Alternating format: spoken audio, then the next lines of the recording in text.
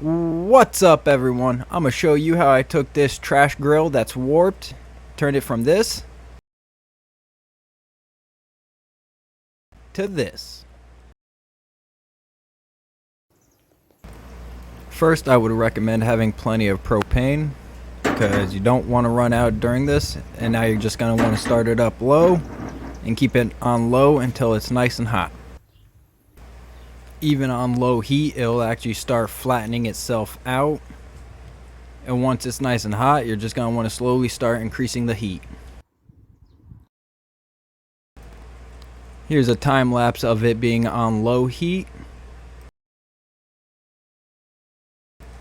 And keep it on low heat for 10 to 15 minutes. Then you can turn it up to medium heat. After 5-10 minutes on medium, you can turn it to high and keep it there for about 25 minutes. After that, you can put the heat to low, and throughout this process I was just scraping as much as I can. As you can see, it started warping again, but this is the first time I heated it up. After 4 heat cycles, still has a little bit gap, but it has shrunken down probably about ½ inch to 1 inch. It was a pretty bad warp. Now while your griddle's nice and hot, obviously mine's cold right now because I already did this yesterday, but you're going to want to take a torch, propane torch, not MAP gas, propane.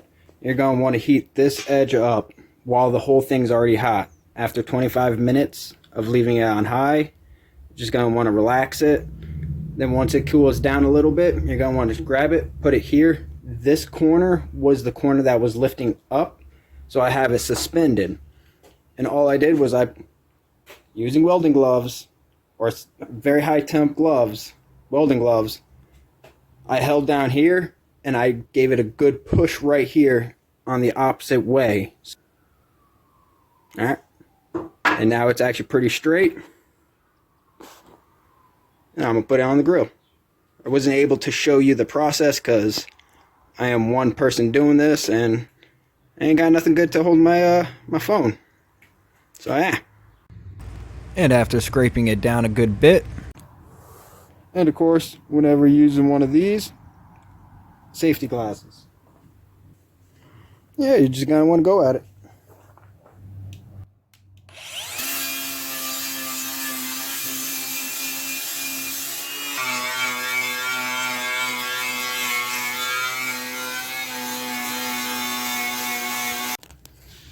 And once you got a good amount of it off, you can take these sanding nets. I like to use them instead of normal sanding paper. Just double it up like that. Now you got real good surface.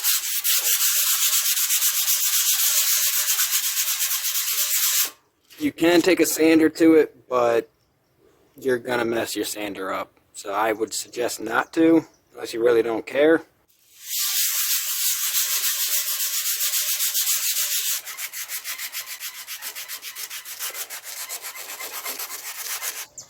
And it's a good arm workout, you know, just smoke a joint, go at it.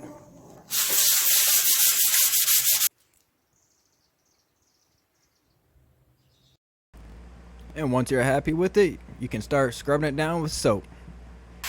Get it nice and good all over the sides, even the outside sides, the top, everywhere.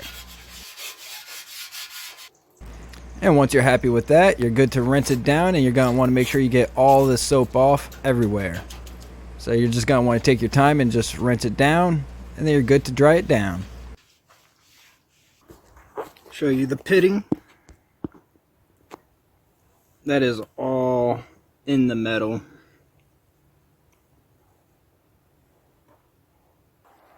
And once you have it all set, turn it on, put it on low till it's nice and warm and hot. Then you can slowly start turning the heat up until it's nice and hot.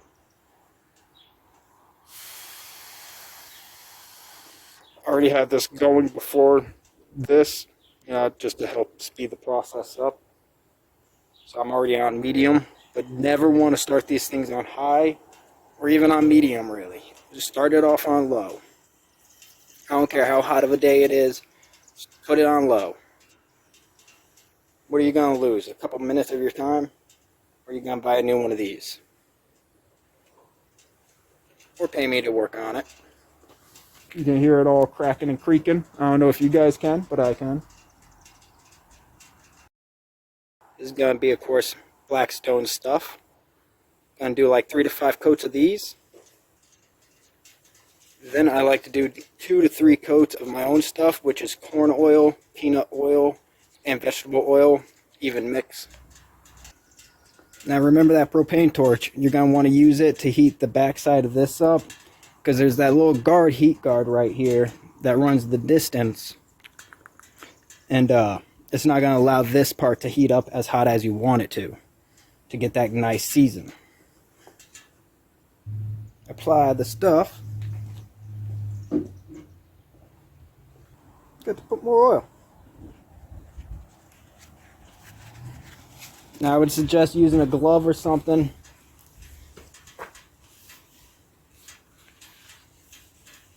You get this on, man. That is an oil burn from hell you don't want.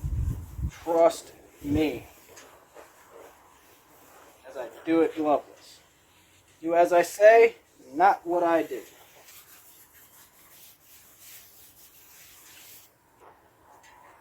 Don't forget the sidewalls. Wanna get the sidewalls. Woo. Once you're done, get the sides.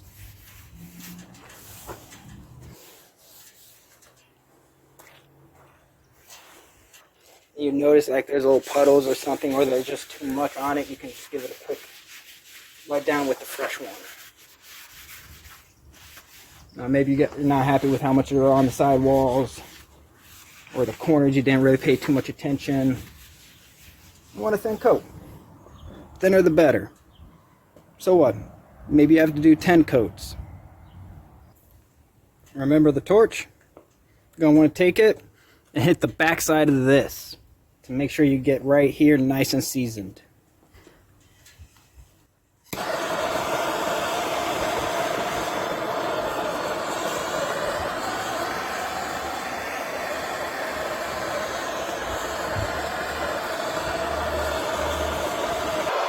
I'm just going to go around and do this.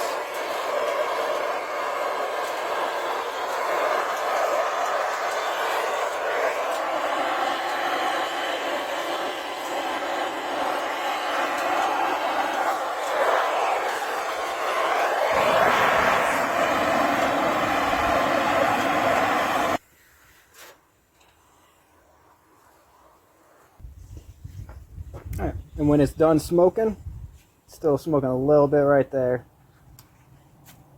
Freaking fluffy things. Stupid fluffies! Get out! This will be coating 3 right here. Get the sidewalls every time. Hit the top rail. I forgot the top rail this time. Well, not really. I got it just now. Top rail. Dispose.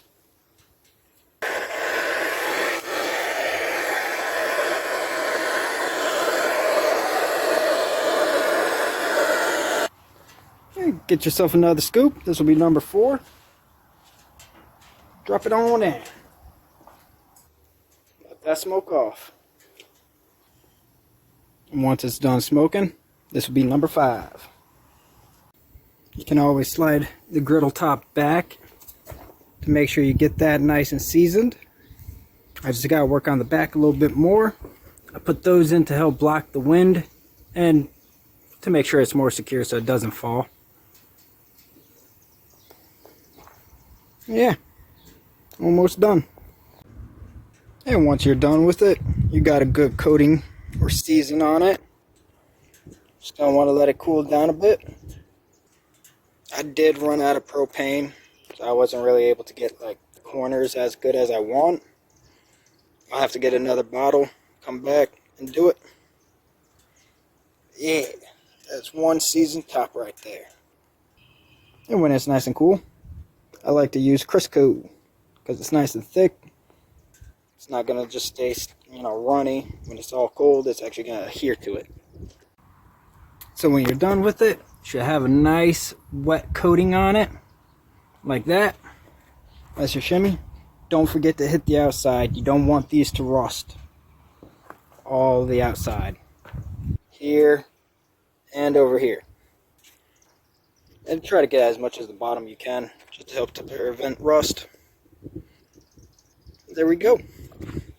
Definitely have 2 bottles of propane full. I would definitely suggest. Thank you for watching. I hope this helped. If it did, feel free to leave a like and a comment, and feel free to subscribe or not. Peace.